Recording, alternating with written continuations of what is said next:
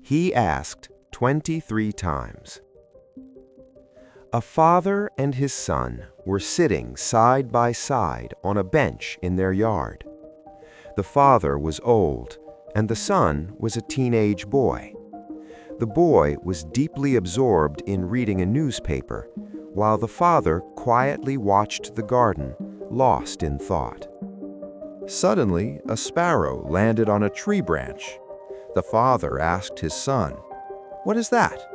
The boy looked up, saw the sparrow, and replied, "A sparrow," then continued reading. After a while, another sparrow landed on the tree. The father pointed again and asked, "What is that?" The boy became annoyed. "I already told you, it's a sparrow." A few moments later, yet another sparrow landed. The father asked again, "What is that?" This time, the boy crumpled the newspaper and shouted angrily, "What's wrong with you, Dad? Don't you understand? I said it's a sparrow! A sparrow!" The father looked at his son sadly and stood up to leave. The son yelled, "Where are you going? Sit down!" The father replied calmly, "You stay here. I'll be back." He went inside the house and returned shortly with a notebook, his old diary. He opened a page and handed it to his son. "Read this," he said.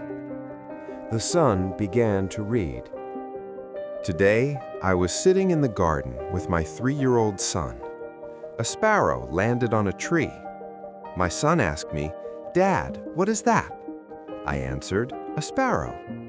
Another sparrow came, and he asked again. I answered again. When the third sparrow landed, he asked the same question once more. I patiently answered every time. Each time he asked, I hugged him, kissed his forehead, and smiled. I counted later. My son asked me 23 times, and I answered him 23 times without ever getting tired." As the boy finished reading, his hands began to tremble.